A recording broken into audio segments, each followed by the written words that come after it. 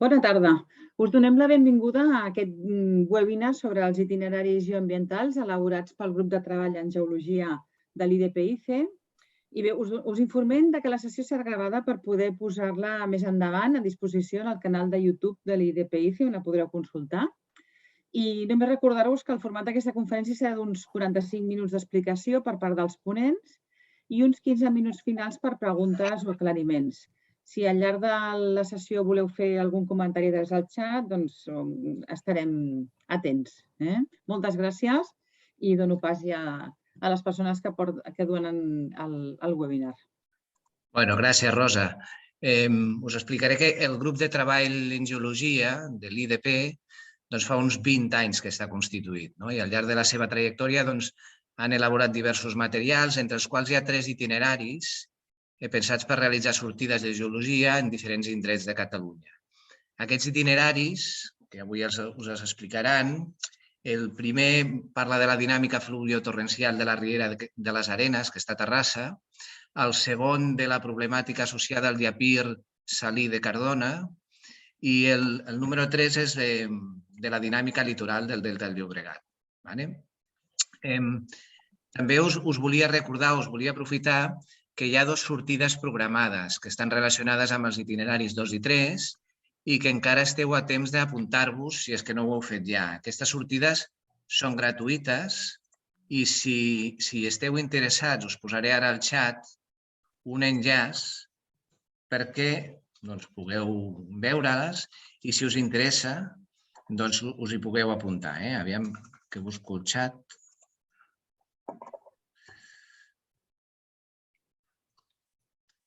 Us poso l'enllaç, suposo que us ha arribat. Si cliqueu en aquest enllaç tindreu accés a la informació sobre aquestes sortides i, si us interessa, la possibilitat d'apuntar-vos. Una d'elles és ja d'aquí poquet, és el dissabte 2 del mes que ve. L'altra és a finals de mes.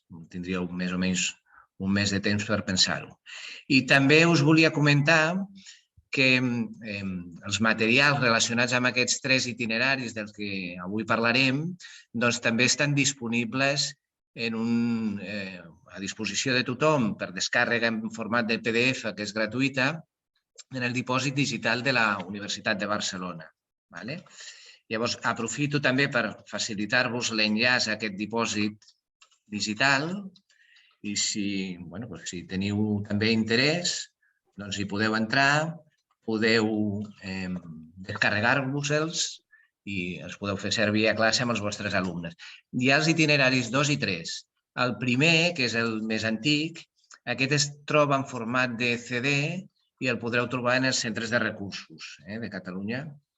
No sé si potser l'acabem també editant, però de moment hem pogut editar els 2 primers. I ja no explico més coses, simplement dir-vos que tenim avui a 2 membres d'aquest grup de treball del que us hem parlat, en Xavier Martí i la Sílvia Hermosilla. Us explico una mica qui són. El Xavier és biòleg, ha col·laborat com a formador del CSIRE i del Col·legi de Llicenciats en jornades de formació del professorat, també en presentació de treballs i tallers relacionats amb les ciències de la Terra, en congressos, en seminaris, i és coordinador i membre del grup de treball de ciències de la Terra de l'IDP des de l'any 2002. I també és vocal i expresident de la Junta Directiva d'una associació que es diu Hàbitats Projecte Rius i actualment treballa com a professor de batxillerat a l'Institut Maria de Bell-lloc. I la Sílvia, que és geòloga, és experta en riscos geològics i la gestió dels riscos i actualment treballa al Departament d'Interior de la Generalitat de Catalunya i, entre altres funcions, realitza tasques de formació en risc sísmic als cossos de seguretat i també és formadora en el màster de recursos minerals i riscos geològics de la Universitat de Barcelona. I també, igual que el Xavier, és membre del grup de treball de geologia de l'IDP des de l'any 2014. Xavier i Sílvia, moltes gràcies per ser aquí i endavant amb la vostra intervenció. Molt bé, moltes gràcies per la presentació que ens has fet. I passem ja a fer la presentació. A veure...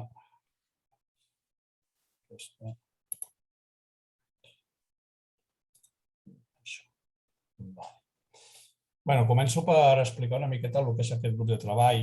Li diem de Ciències de la Terra i del Medi Ambient, Ciències de la Terra, Geologia, tot va sobre aquest tema. Els membres d'aquest grup de treball són els que teniu aquí en pantalla.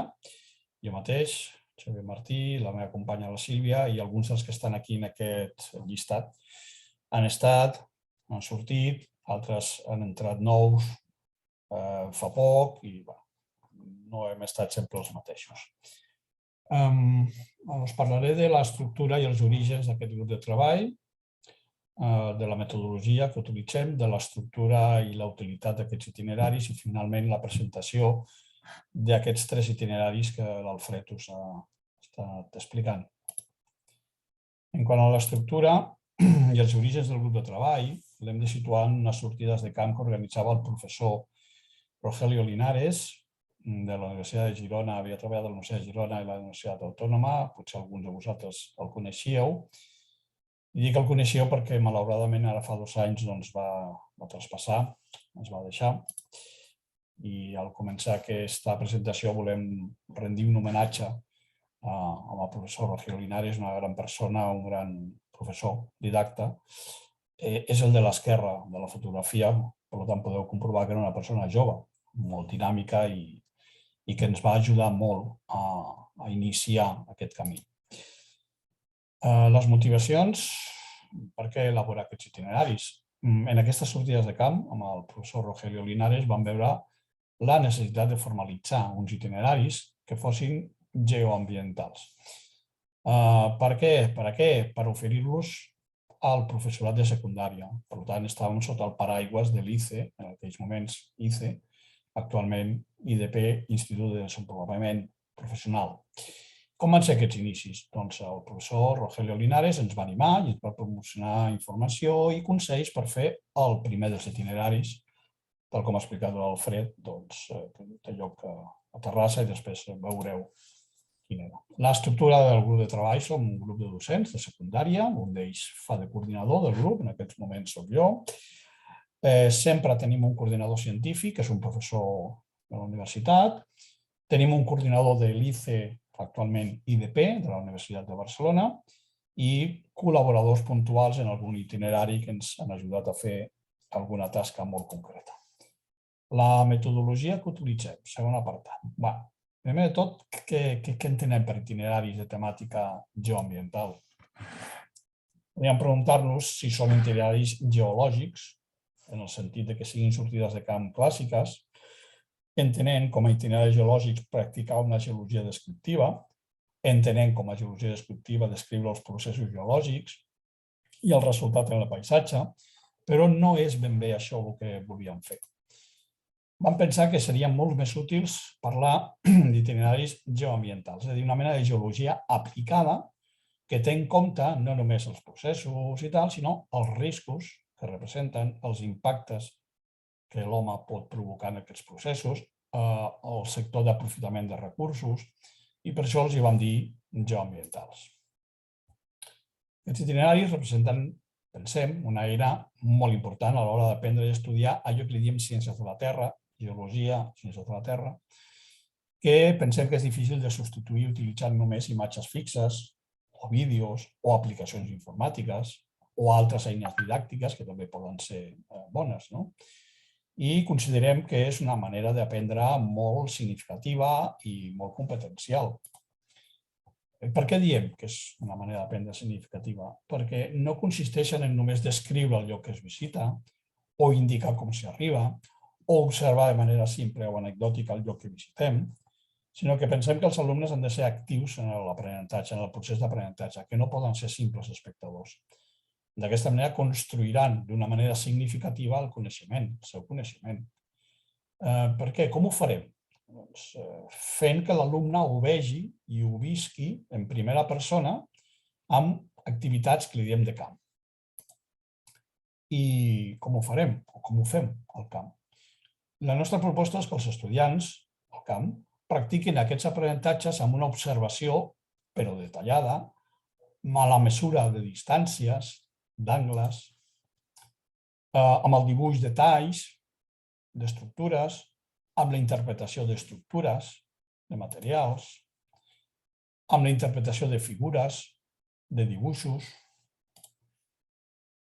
amb l'anàlisi de figures o de gràfics, mapes. La pràctica d'aquests aprenentatges fa que treballin moltes competències relacionades amb les ciències. Per exemple, hem vist que sortien verbs com observar, comparar, mesurar, relacionar, dibuixar. Són competències que estan relacionades amb la ciència, deduir, competències que s'assoliran a través de, evidentment, continguts relacionats amb allò que anomenem ciències de la Terra, geologia, etc.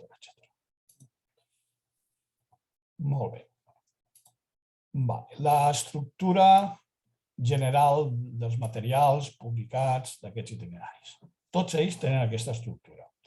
Primer hi ha una introducció o presentació, hi ha un context de la zona en la qual tenen lloc aquests itineraris, un geocontext, un guió de l'itinerari, que és la part de l'alumne, l'altre és pel professor, unes activitats prèvies a l'itinerari que serveixen per explorar els coneixements previs de l'alumnat, per introduir conceptes i informacions necessàries per poder aprofitar al màxim l'itinerari,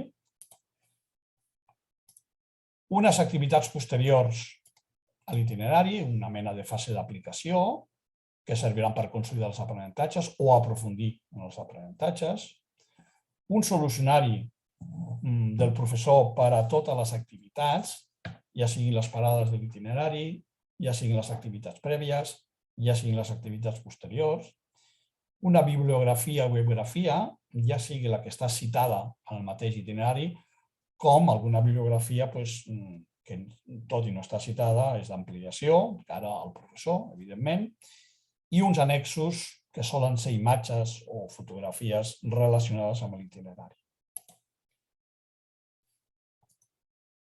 Utilitat, tercer apartat. Utilitat d'aquests itineraris, primer tot, a qui van dirigits? A alumnes de ciències del batxillerat, d'aquelles matèries que siguin de ciències de la Terra, geologia, relacionades, i dic matèries en plural, perquè segurament molts de vosaltres ja sabreu que cara al curs que ve encara no sabem ben bé quines són les matèries que hi haurà al batxillerat i com es diran, però matèries relacionades amb la geologia o ciències de la Terra sempre en tindrem, però també poden anar dirigits a alumnes del segon cicle de l'ESO. Són uns materials, i això vull que quedi clar, que els docents poden adaptar segons el nivell dels seus alumnes. Poden adaptar segons el que creguin convenient, el nivell o el que sigui. Materials que ja ha dit l'Alfred abans, per això us ho ensenyaré, són digitals, editats en un dipòsit digital de la Universitat de Barcelona, que teniu a la vostra disposició. És aquest el dipòsit digital de recursos, que abans l'Alfred us ho ha posat en el xat l'adreça, que és aquesta. En tot cas, és el dipòsit de recursos digital de la UB i estaria dintre de l'apartat de col·lecció, docència i metodologia. Doncs aquí podreu trobar, per exemple, aquí ja es veu el segon dels itineraris editats, problemàtica, aquí baix, social de Apir, del Sal, de Cardona. Ja tenim aquí un dels que hem publicat, els teniu a la vostra disposició per adaptar-los al nivell o a el que vosaltres vulgueu. Això que quedi clar. La presentació dels itineraris elaborats. A veure un moment, perquè crec que... No sé si m'he saltat alguna. No, és això i això. D'acord. Ara sí, entrem ja en la presentació dels itineraris elaborats. El primer, sí, evidentment, porta aquest títol, Dinàmica fluviotorrencial de la Riera de les Arenes a Terrassa. Aquest itinerari el vam finalitzar l'any 2006. Els autors érem aquests 5 membres del grup de treball. Com a coordinador científic vam tenir, tal com he explicat abans, el professor Rogelio Linares, i la coordinació general corria a càrrec de la coordinació de formació o la responsable de formació, no sé com es diu, de l'ICE, actualment IDP, que era la Carme Albaladejo. Això passa o no passa? A veure si passa. Ara. Quina és la problemàtica principal mediambiental de la Ria de les Arenes de Terrassa? La principal problema és que al llarg de la història Terrassa ha patit moltes inundacions. Per què? A veure. Primer de tot, per allò que anomenem perillositat. El clima de la zona és un clima de tipus mediterrani, amb poques precipitacions, fortes tempestes que es repeteixen periòdicament. El règim fluvial també és típicament mediterrani, perquè aquestes tempestes i xàfecs de curta durada, però que són molt intensos, fan augmentar de manera molt sobtada el cabal d'allò que anomenem rambles o rieres, perquè normalment no porten aigua, però quan porten augmenten de manera molt sobtada.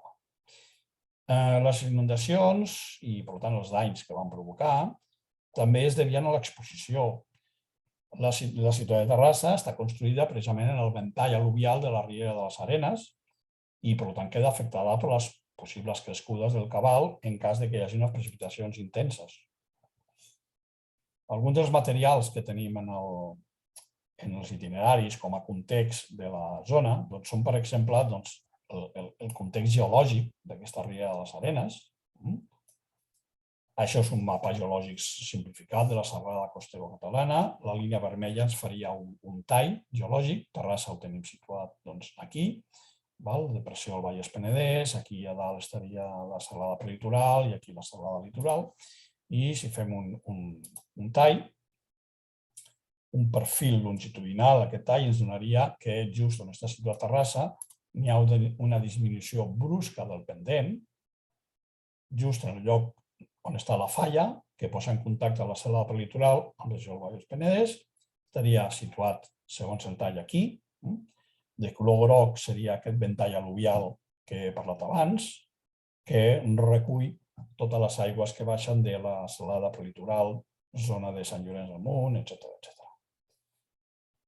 Això són materials que també estan en l'itinerari. Aquest no, perquè és una animació, però per aquest mapa topogràfic veiem en línia verd la falla, blau la Riera de les Arenes, vermell tot el ventall al·luvial, aquest color groc ciutat primitiva de Terrassa, que es va ampliant, va ocupant bona part del ventall al·luvial i fins i tot va ocupant l'actual llera de desguàs d'aquesta Riera de les Arenes. Dic actual perquè aquest ventall al·luvial vol dir que en èpoques geològicament passades l'aigua anava per aquí o anava per allà, o el ventall al·luvial precisament es caracteritza per això. El cas és que la ciutat de Terrassa ha anat creixent i ha anat ocupant el ventall al·luvial. El tercer motiu de les inundacions que causen danys és l'exposició i la vulnerabilitat. La llera actual de la riera està canalitzada, però als anys 60 no ho estava. Estava ocupada per barraques, habitatges d'autoconstrucció, degut a les migracions d'altres regions d'Espanya en els anys 60 que construïen allà on podien el seu habitatge. Aquesta fotografia podem veure precisament aquests habitatges d'autoconstrucció, tot el que és la llera de la Riera de les Arenes sense canalitzar, i fins i tot en algun punt va arribar a sortir i arribar a afectar a edificis que ja feia temps que estaven construïts. Però la major part va ser precisament en aquests habitatges d'autoconstrucció. La primera parada es localitza aquí.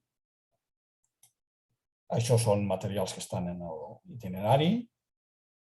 I en aquesta primera parada, alguna de les coses que podríem observar, o com a mínim que s'observaven en aquella època, perquè des que vam acabar l'itinerari fins ara han canviat coses.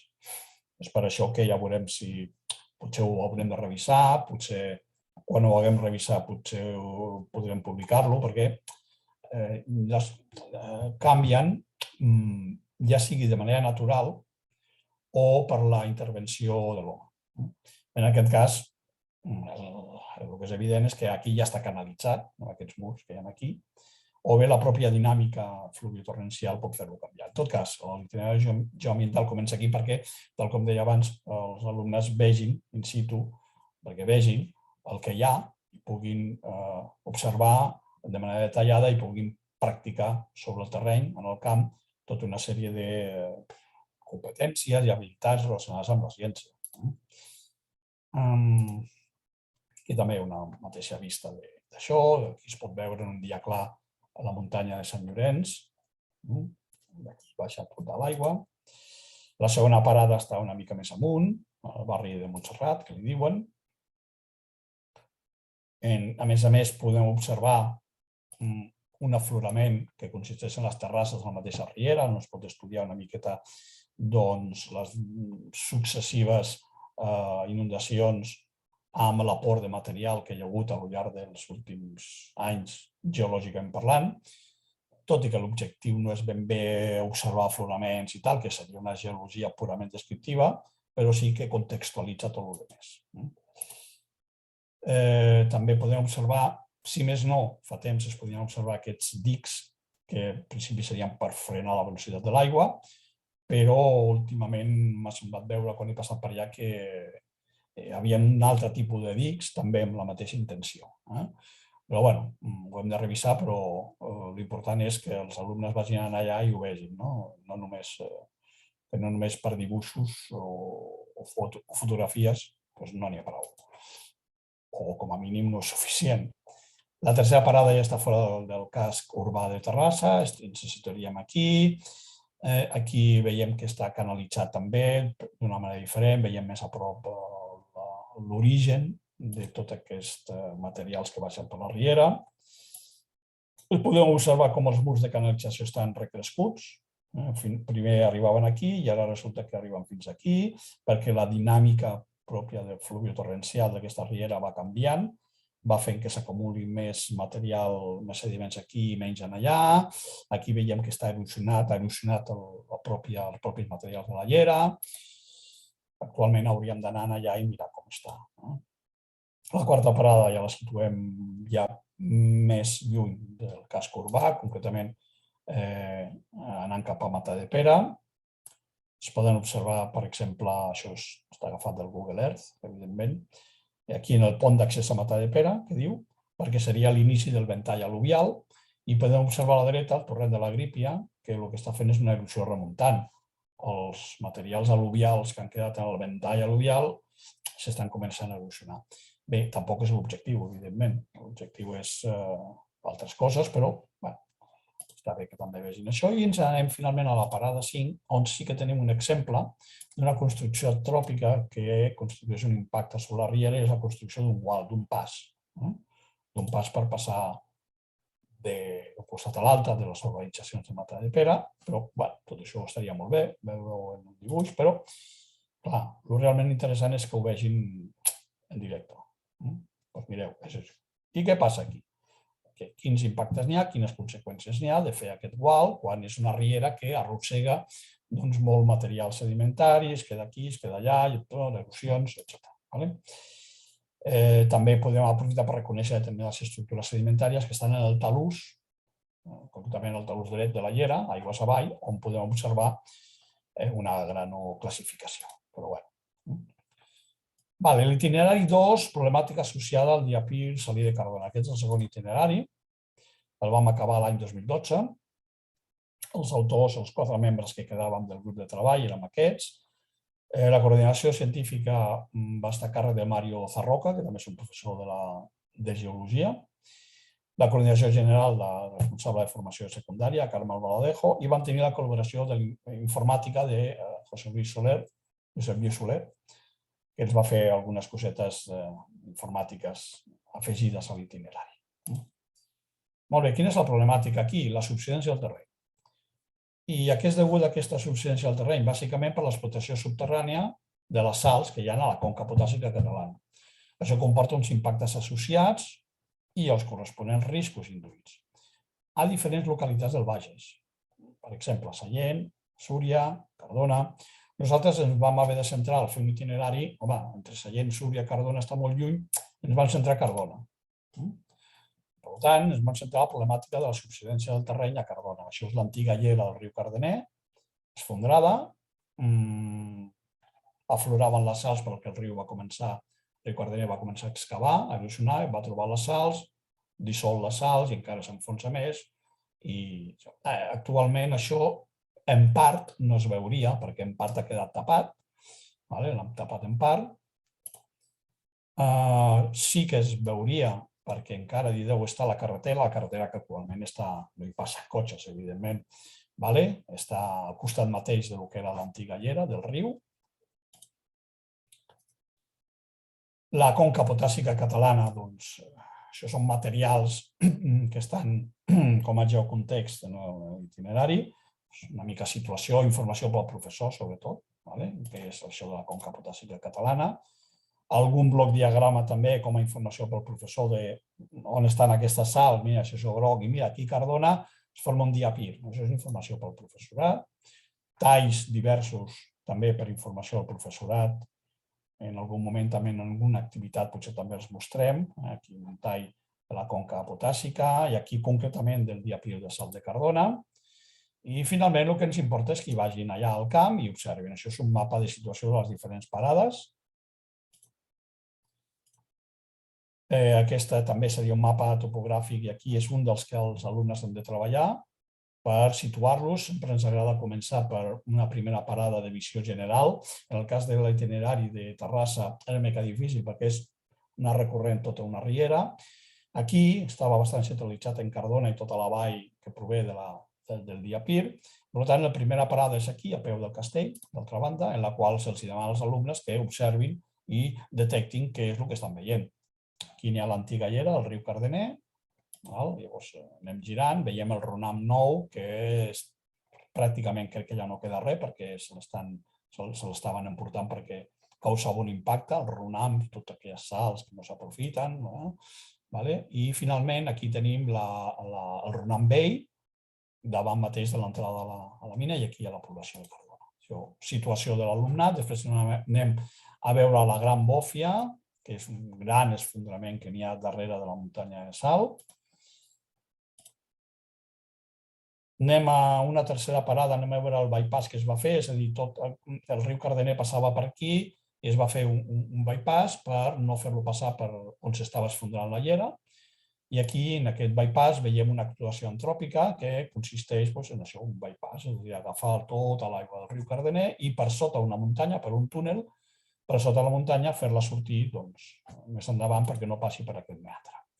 La quarta parada, observem la rasa perimetral, la cinta temporal, la rasa perimetral, que és això negre que hi ha aquí, és aquesta que hi ha aquí, que és la que recull totes les salmorres dels runams i les condueix a un col·lector i el col·lector ho porta directament al mar. Actualment, com que ja pràcticament no queden runams, segurament aquesta rasa deu portar poca salmorra o per no dir cap.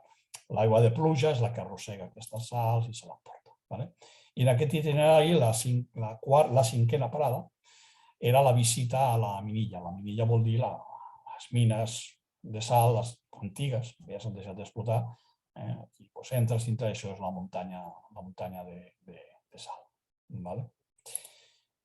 Com que no només hi ha una problemàtica associada a Cardona, sinó que també n'hi ha associada al barri de l'Estació de Sallent, el curs sortida que farem, tal com us ha anunciat l'Alfred el cap de setmana aquest, no el següent, també aprofitarem, com que el dissabte és la sortida, doncs al matí podrem veure totes aquestes parades de l'itinerari i el que tenim intenció de fer és que a la tarda, puguem visitar el barri de l'Estació de Sallent. Això que veieu aquí són cases que ara ja no existeixen. Passo la paraula a la meva companya, la Sílvia, perquè us expliqui una miqueta tot això. Endavant. Molt bé, Xavier. Tens la presentació, no? Sí, la vaig a compartir. Deixes de compartir tu? Sí, crec que ja he deixat de compartir-la. No, estem veient el teu escriptori. Ah, és veritat. Ara. Vale, vinga. A veure si em fa cas a mi.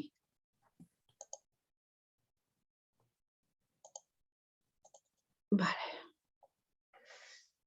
Molt bé, ja veieu que sí, la meva presentació? Sí, el que passa és que l'has de posar en format Sí, presentació. ja vaig, ja. Exacte. La diapositiva 61 i a partir d'aquí... Molt bé. Vale. Molt bé, molt bona tarda a tothom.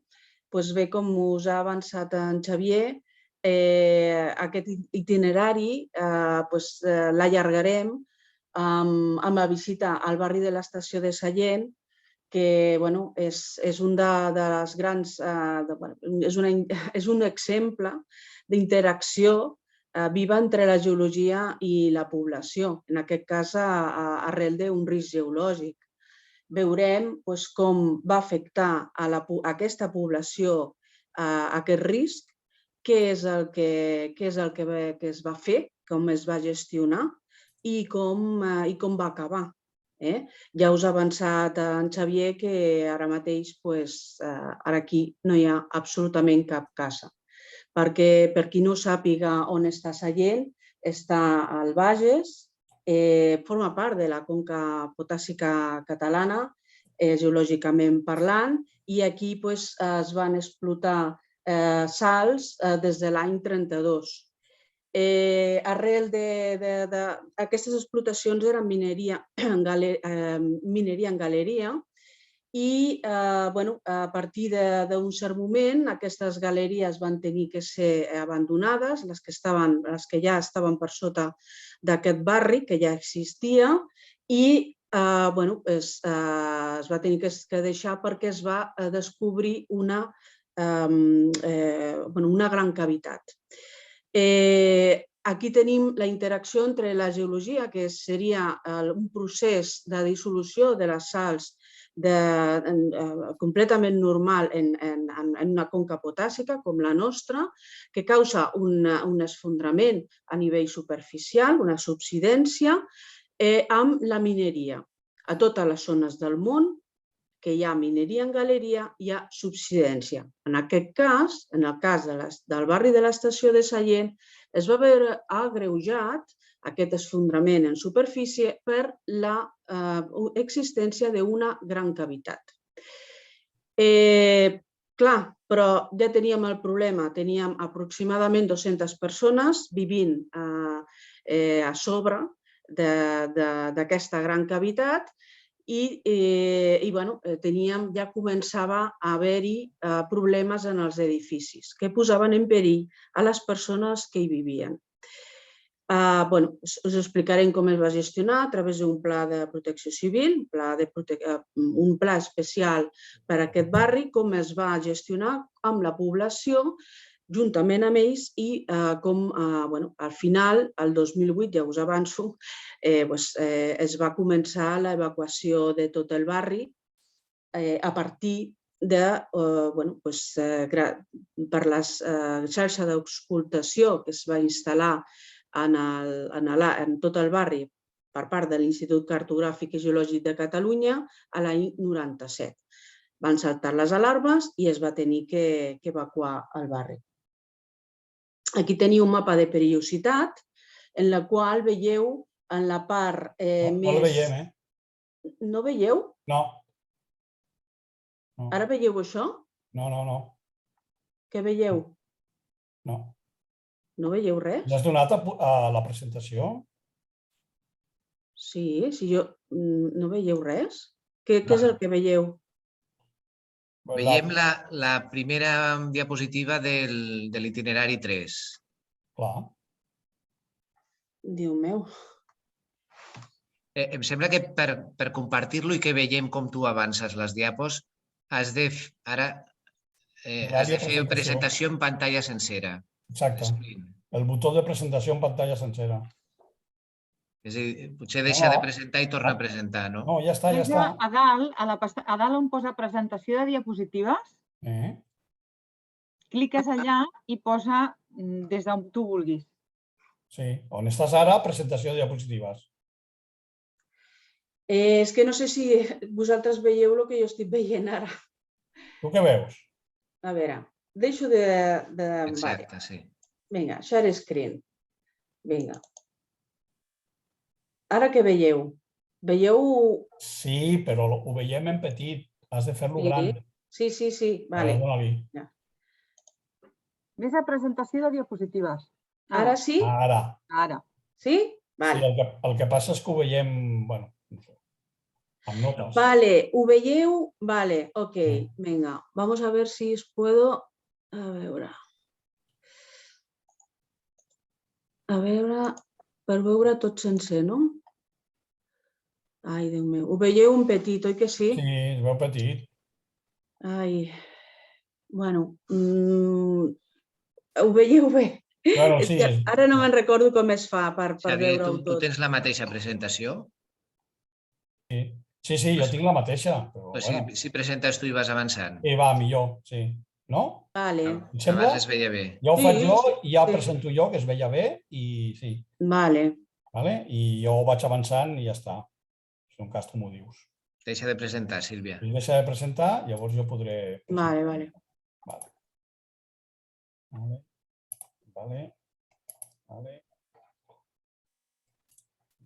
I ja li dono aquí i me'n vaig.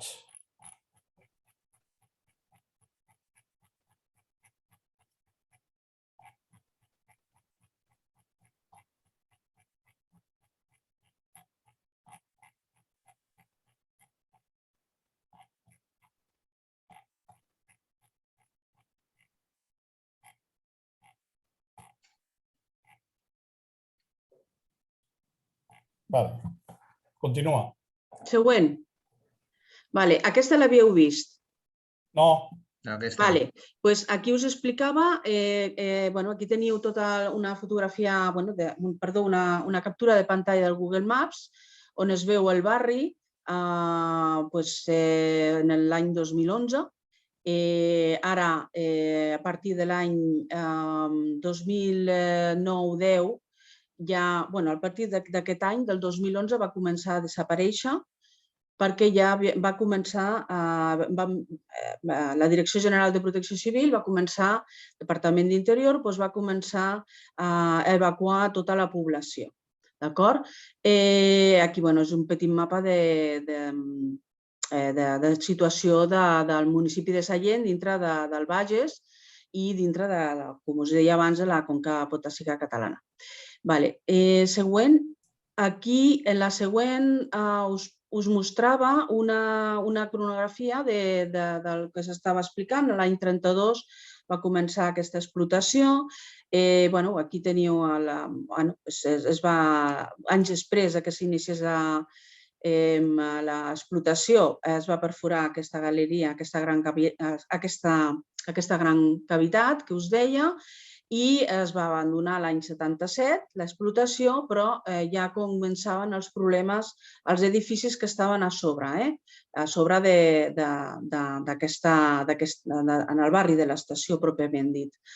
I no és fins a l'any 2008 que, com us deia, tota la xarxa d'auscultació que havia instal·lat l'Institut Cartogràfic i Geològic de Catalunya va donar les alarmes que s'havia d'evacuar el barri perquè s'havien sobrepassat uns llindars. Us explicarem també com es fan aquests llindars, molt importants, a partir dels mapes de perillositat. Si passes la següent. En el mapa de perillositat, aquí es marquen les zones.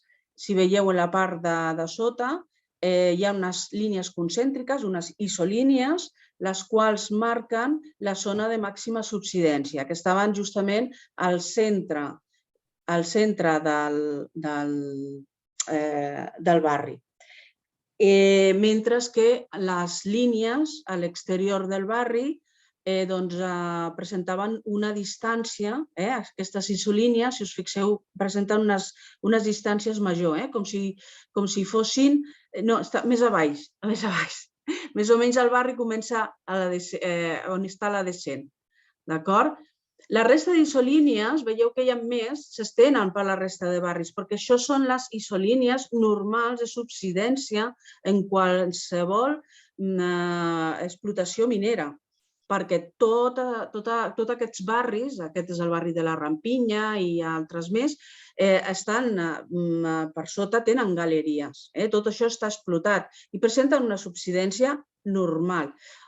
L'únic que en aquest barri, en aquest punt, hi havia la coincidència amb aquesta cavitat, com us deia abans, i la subsidència era molt major. Aquí us presentem és una diapositiva extreta del pla d'emergències on es van marcar quines eren els habitatges que tenien màxima afectació, perquè la por era que hi hagués un col·lapse, és a dir, que la subsidència arribés a trencar la superfície i aquests habitatges poguessin caure el que seria una dolina, que es formés una dolina. I a la zona exterior, on hi havia aquests habitatges que, si recordeu de l'anterior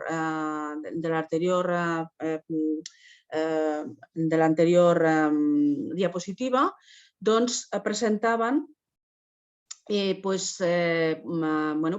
les isolínies més separades. Això no volia dir que no tinguessin dany. Ja us explicarem que aquí els edificis patien el que es diu la distorsió angular i aquests edificis veritablement tenien molts més danys que els que estaven a la zona 1, la zona central, la zona de màxima subsidència. Següent, em sembla que anem una mica justos de temps. Aquí teniu l'enllaç per descarregar-vos a l'itinerari i convidar-vos a la sortida que farem el dia 2 d'abril, el 2 d'abril, que serà tot el dia. Ja us ha explicat Xavi, us ha avançat que ho dividirem pel matí amb unes parades i per la tarda anirem a Sallent, i el divendres per la tarda la presentació a la mateixa Universitat de Barcelona, no, Xavier, si no m'equivoco? Sí, ja els que estiguin inscrits ja els arriba la cita de l'hora i del lloc. Perfecte. Doncs seguim. El tercer itinerari el presentaré jo mateixa, és la dinàmica litoral del Delta del Llobregat. Com la mateixa paraula diu, us explicarem quina és la dinàmica, el moviment continu que té aquest delta del Llobregat, que no deixa de sorprendre'ns. Cada vegada que hi anem trobem coses noves. I per això volia compartir amb vosaltres, a veure si tinc sort. No sé si tindrem temps, Anem avançant la presentació, si vols. Sí? És que no? Anem avançant la presentació, perquè potser no... Quan arribi el moment, que és el del llibre verd o què? No, és el visor. Val. Doncs sí. Espera, surto, va, ràpid, que si no, no tenim temps. Ja. Surto i posa-ho, comparteix-lo. Vinga. Estàs preparat? Sí. Vinga.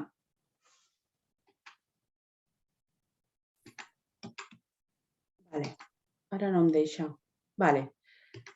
Ho tinc tot totalment... Doncs seguim amb la presentació, perdoneu, se m'ha quedat totalment bloquejat l'ordinador.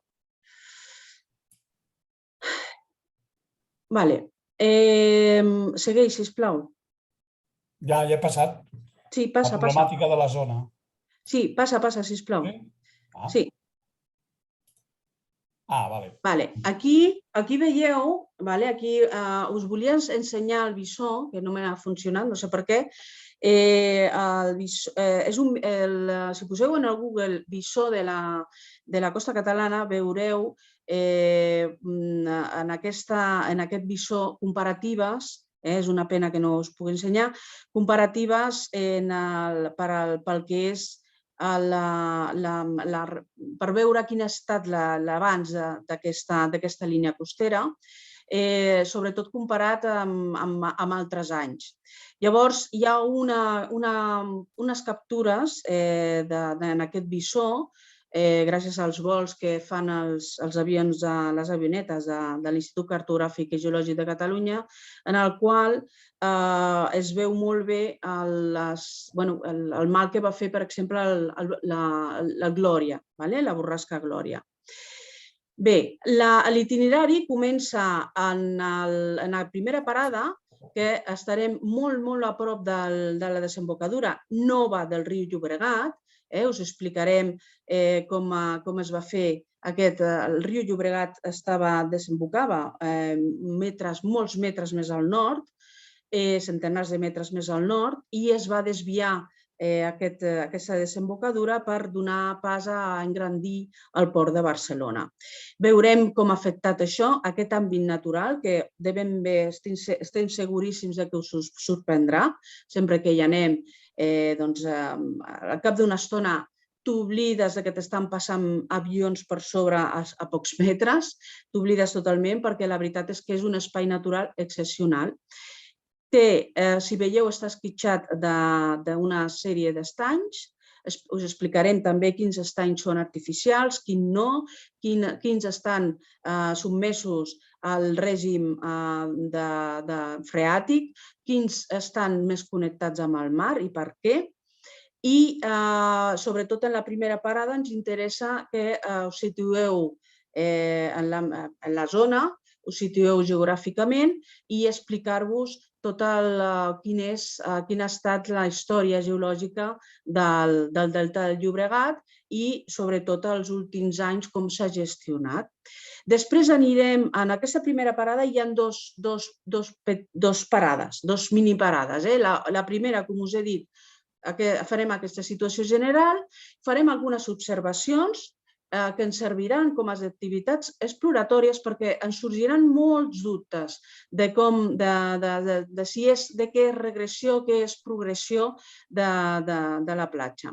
Aquí, per exemple, tenim un exemple de dues fotografies que vam captar fa bastants anys, quan estàvem fent l'itinerari. Tot això ara mateix ja no hi és, estava al descobert en aquell moment, però ara ja ho han arranjat, ja han arranjat tota aquesta malifeta i és una mostra d'aquesta regressió que ha posat al descobert infraestructures que es feien servir per aquestes tuberies de salmorres que us explicava abans el Xavier, que baixen paral·lels al riu Llobregat, o per alimentar la dessaladora que hi ha aigües amunt. En aquesta parada també, aquí teniu ja material del que és l'itinerari.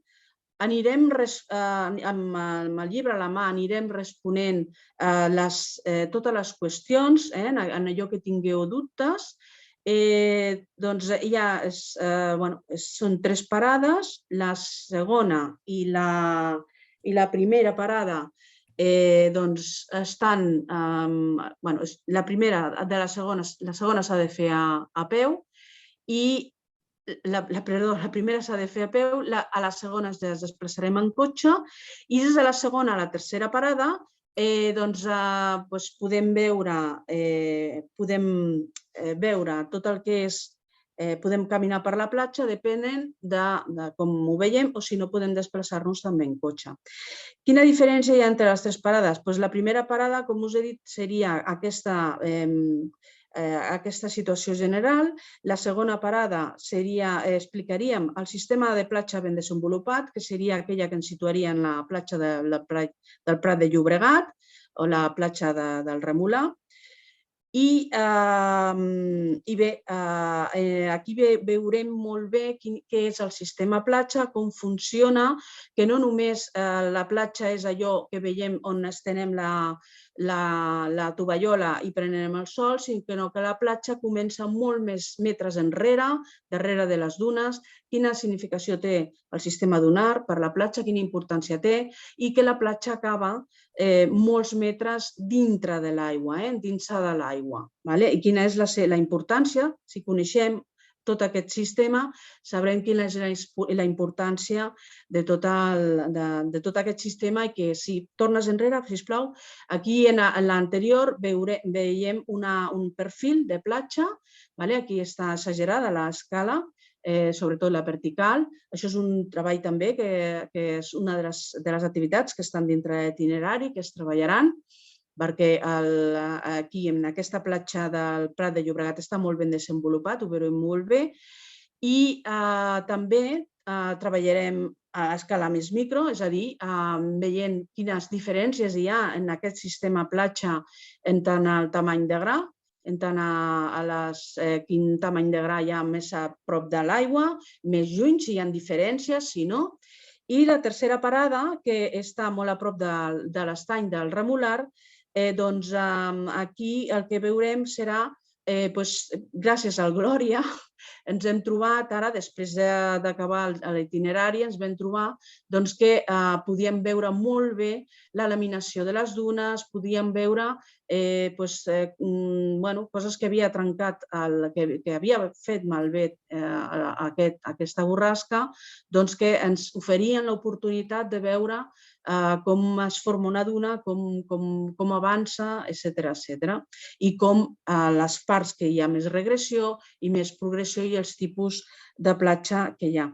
En l'itinerari també trobareu en paper, trobareu les activitats prèvies, com deia abans el Xavier, 2 activitats, una que és d'introducció a diferents conceptes, que després treballaran l'alumnat al camp, molt important, i també treballarà amb mapes i gràfics, i 3 activitats posteriors que estan lligades a cadascuna de les parades. És a dir, no només l'alumnat podrà observar, podrà treballar en el camp, sinó que s'haurà de portar feina, com si diguéssim, a l'aula per acabar de fer tot el cicle d'aprenentatge, des de les activitats més exploratòries, passant per les introductòries, fins a finalitzar a l'aula tot aquest cicle. I, per suposat, teniu tot el solucionari amb totes les explicacions també en aquest tercer itinerari. Bé, per la meva part... Finalitzar amb la presentació del curs sortida, que ja l'Alfred us ho ha posat al xat per inscriure's, i que ho farem 29 d'abril, divendres a la tarda, presentació, i 30 d'abril, la sortida dissabte tot el dia per fer el recorregut aquest de l'itinerari aquest pel Delta de Llobregat. I ja estaria, simplement això. Sí, moltes gràcies, Xavier i Sílvia, ha estat molt interessant. Jo volia recordar que les persones que, alguns de vosaltres potser ja us heu inscrit o els que es vulguin inscriure en aquestes sortides, que la informació referent al lloc on hi ha la primera trobada, l'horari, etc., us la farem arribar, diguéssim, al vostre correu, els que estiguin inscrits. És a dir, que no patiu de preguntar ara si se surt d'un lloc, se surt d'un altre, si la primera sessió, que és teòrica, una mica per explicar la sortida, i després també per organització, doncs on es farà i quan es farà i de quina manera, doncs tot això als inscrits se'ls fa arribar per correu electrònic.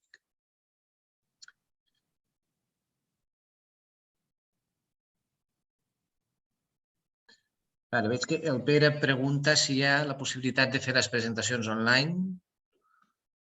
No sé. Pere, què volies dir?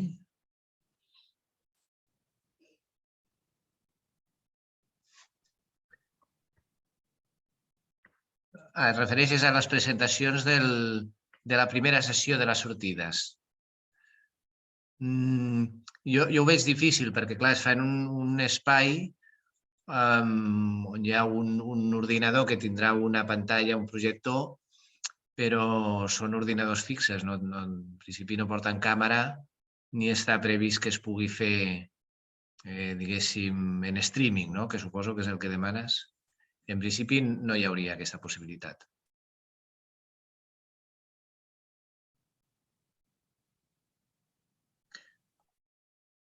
Hi ha alguna pregunta més? Algú que vulgui preguntar? Veig que en el xat aneu escrivint.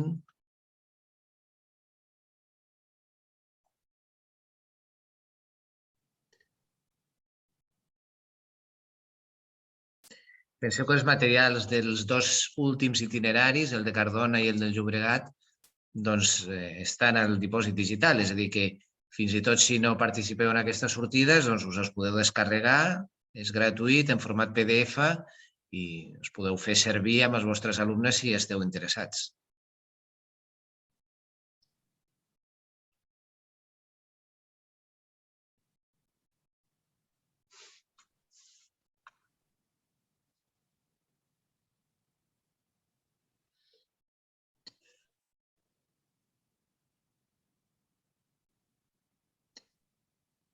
La sortida de Terrassa, que veig que algú pregunta, no està prevista, no està... No està prevista, sí, no, no està prevista, si em permets, perquè ja ho he explicat abans, com que han passat tants anys, la pròpia dinàmica fluvial o la intervenció antròpica ens ho ha canviat tant que primer volem anar a mirar com està i després, si cal, potser petits retocs, petites modificacions de l'itinerari que ja el tenim, que tal com has dit tu, està en un format de CD en els centres de recursos, o aquí a l'ICI també el tindreu. Està previst que, sí, anar a mirar el lloc, a veure com està, i llavors, en funció d'això, fer alguna petita modificació si cal, i aleshores sí que el publicaríem si fes falta, si algú estava preguntant això, no? I després de la publicació, segurament potser fem també un curs, perquè no? Una sortida per ensenyar aquest itinerari. Si en el futur féssim aquesta sortida, doncs, com sempre, us la faríem arribar tal com heu rebut aquestes, no? És a dir, fem difusió als correus de contacte que tenim i us arribaria. Però estem parlant ja de, com a mínim, vista d'aquí, un curs mínim, no?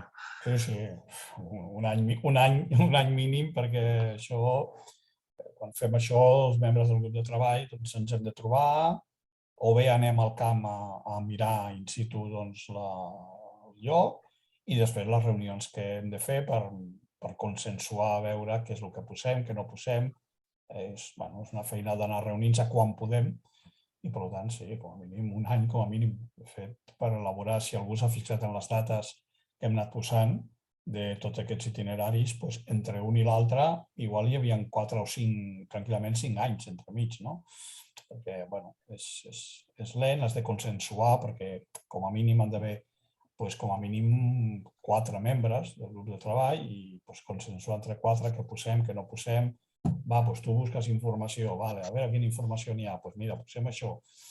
I, és un treball lent, però molt gratificant, perquè el que no ho veu un, ho veu l'altre.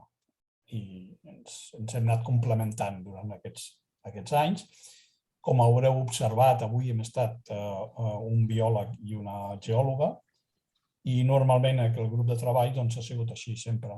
És a dir, sempre hem tingut un o dos geòlegs i els altres eren biòlegs, i això ens complementa molt i és molt enriquidor, com havia dit abans. Els materials dels que estem parlant realment són molt rics, són documents molt llargs, però perquè hi ha moltes propostes d'activitats, algunes prèvies a la sortida, crec que també n'hi ha de posteriors, i després, molt interessant, ho deia la Sílvia abans, hi ha un solucionari molt detallat, que de fet és de gran ajuda per fer aquestes activitats.